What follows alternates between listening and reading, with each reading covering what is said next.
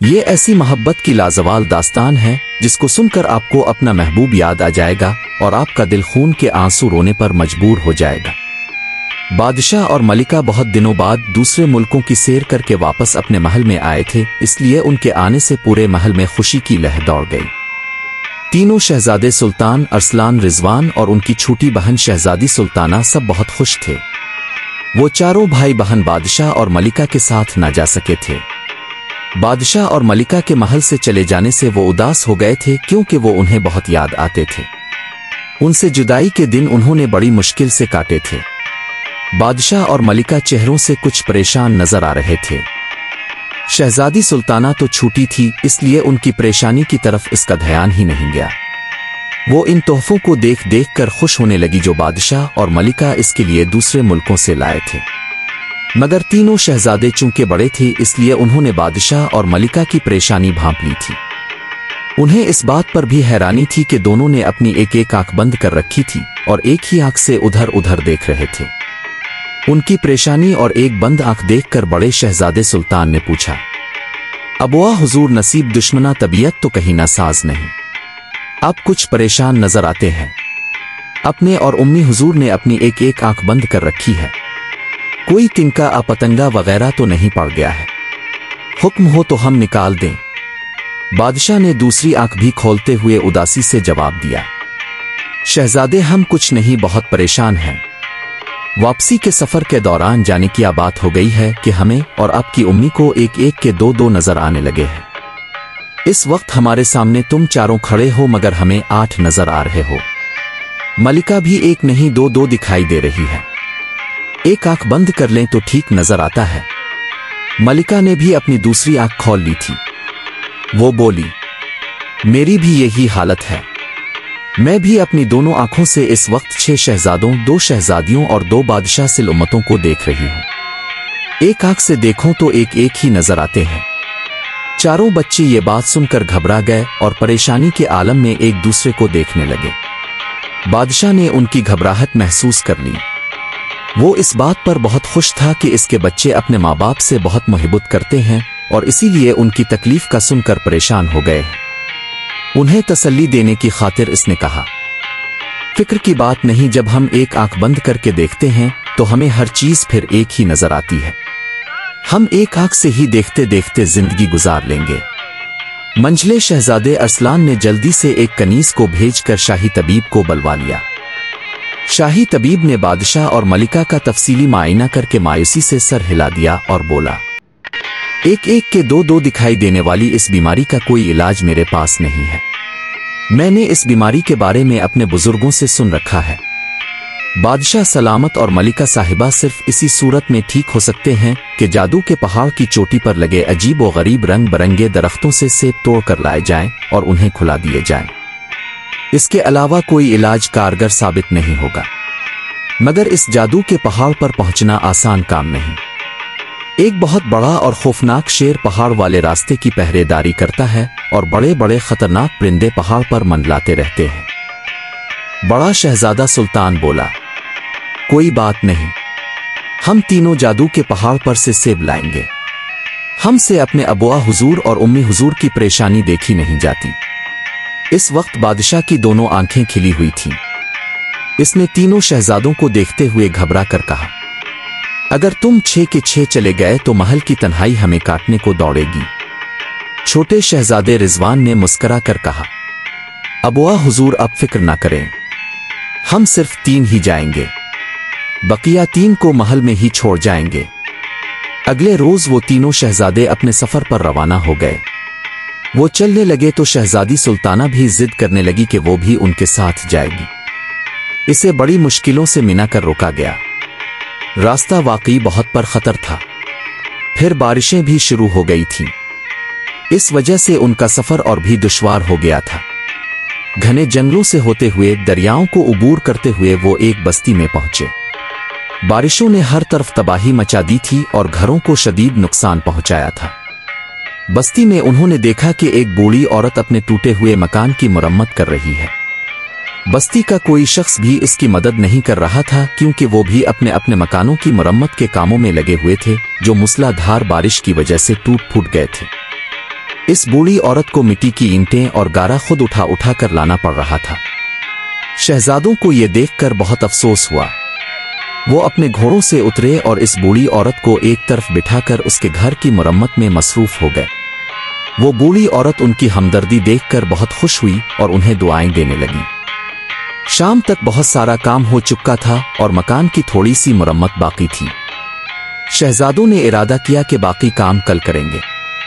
उन्होंने बूढ़ी औरत को अशरफियों से भरी थैली भी दी और उससे दरख्वास्त की कि वो उनके खाने पीने का इंतजाम करे और उन्हें अपने घर में रात गुजारने दे। बूढ़ी औरत बहुत गरीब थी। अशरफियां देखकर खुश हो गई और उनके ठहरने का बंदोबस्त करके उनके लिए खाना तैयार करने लगी। खाने के बाद इसने शहजादों के बारे में दरियाफ्त किया कि वो कौन है और कहाँ जा रहे हैं। शहजादों ने इसे बताया कि वो इस मुल्क के शहजादे हैं। उनके माँ बाप को किसी पुरस्रार बीमारी की वजह से एक एक के दो नजर आने लगे हैं, इसलिए वो जादू के पहाड़ पर से सेब लेने जा रहे हैं ताकि उन्हें खाकर उनके माँ बाप को ठीक तरह नजर आने लगे। उनकी बात सुनकर वो औरत सोच में पड़ गई और कुछ देर खामोश रहने के बाद बोली, शहजादे होने के बावजूद तुमने मुझ गरीब और बूढ़ी औरत की मदद की। मैं तुम्हारी बहुत शुक्रगुजार हूं। तुम तीनों बहुत नेक और रहम दिल शहजादे हो। मैं इस जादू के पहाड़ के मुतालिक जानती हूं। इसकी खासियत यह है कि जो भी इस पर चढ़ने की कोशिश करता है इसके कदम पहाड़ पर जिम जाते हैं। वो कितना ही जोर लगा ले अपने कदम आगे नहीं बढ़ा सकता। बस ऐसा ही लगता है जैसे इसके पांव किसी ने जकड़ लिए हैं। फिर इस पर चढ़ने वाले रास्ते पर एक शेर भी होता है। जब इस इंसान के पांव पहाड़ से चिपक जाते हैं तो वो शेर इस पर हमला करके इसे हड़प कर जाता है। ये बात सुनकर शहजादे परेशान हो गए। शहजादा इरफान ने कहा, ये तो बड़ी मुश्किल हो गई है। जब हमारे कदम ही चिपक जाएंगे तो हम इस खूंखार शेर का कैसे मुकाबला करेंगे और पहाड़ की चोटी पर कैसे पहुंचेंगे। तुम लोगों को परेशान होने की जरूरत नहीं है। तुमने मेरी मदद की है, मैं तुम्हारी मदद करूंगी। बूढ़ी औरत ने कहा, अब तुम लोग खाना खाकर आराम करो, कल अपने सफर पर रवाना हो जाना। मशक्कत का काम करने की वजह से तीनों शहजादे बहुत थक गए थे। खाना खाकर जो वो लंबी तान कर सोए हैं तो उन्होंने दूसरे रोज की ही खबर ली थी। अगले दिन उन्होंने जल्दी जल्दी मकान का बकिया काम निपटाया। काम मुकम्मल हो गया तो बूढ़ी औरत ने अपना संदूक खोलकर इसमें से सुर्ख रंग के जूते, एक जाल और एक सुनहरा तीर निकालकर उन्हें दिया और कहा, बहुत पहले मैं एक परी के घर खादमा का काम करती थी। वो बहुत अच्छी परी थी और मेरा बहुत ख्याल रखती थी। जब इसका दिल जादू की मुख्तलिफ चीजों से भर जाता था तो वो उन्हें फेंकती नहीं थी बल्कि मुझे दे दिया करती थी।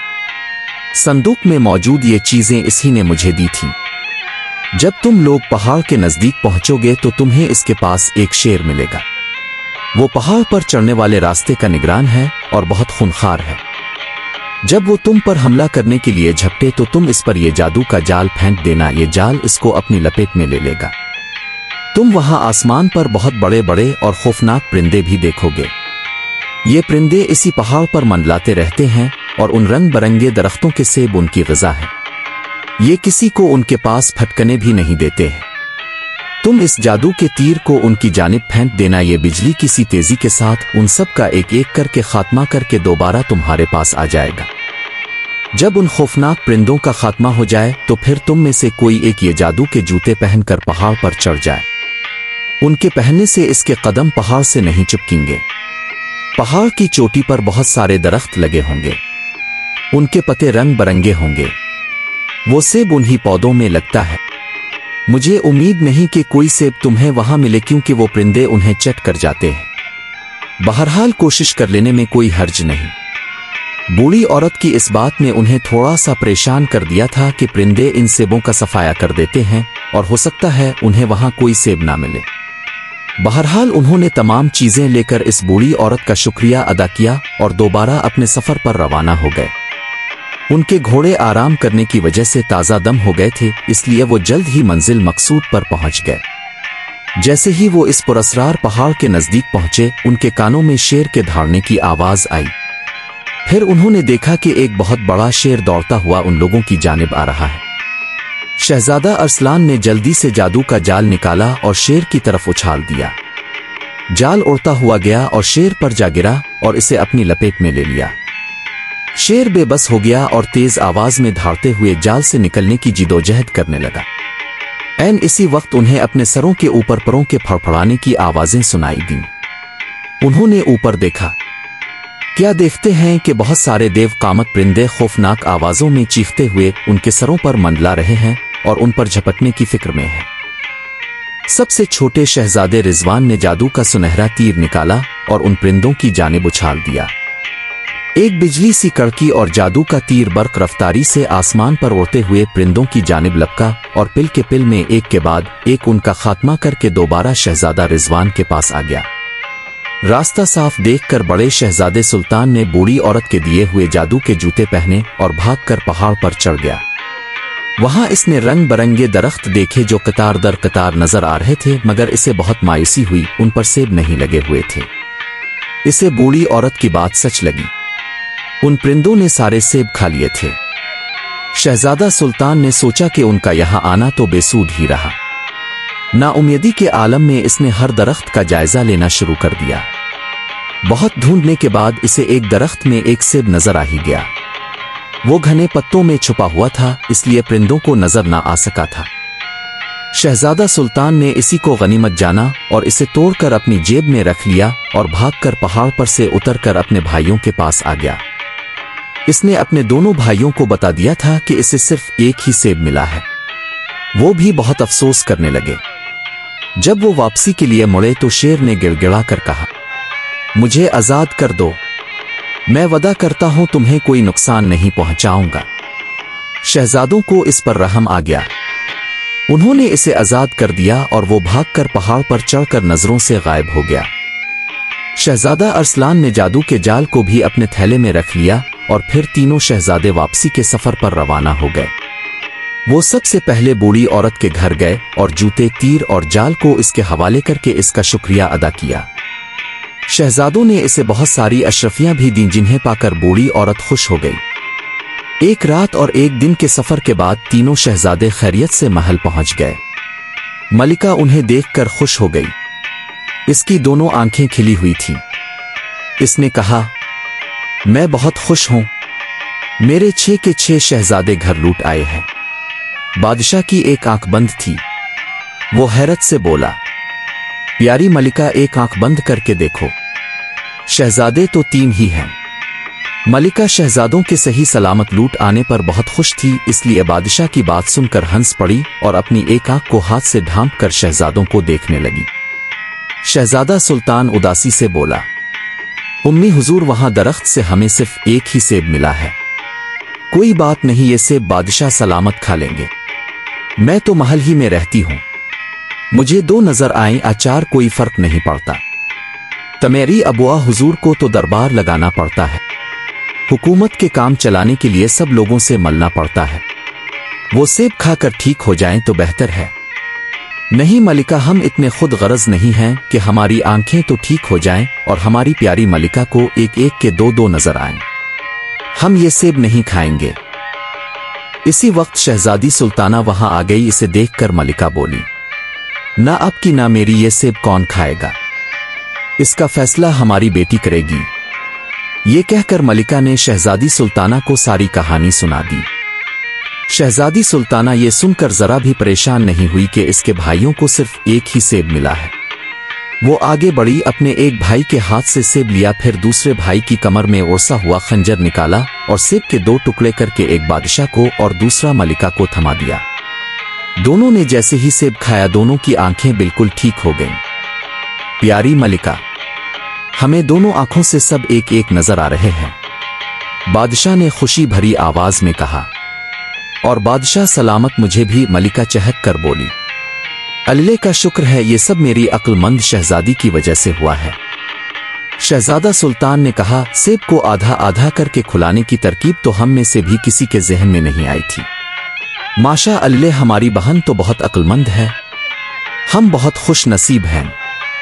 अल्लाह ने हमें बहादुर शहजादों और अक्लमंद शहजादी से नवाजा है।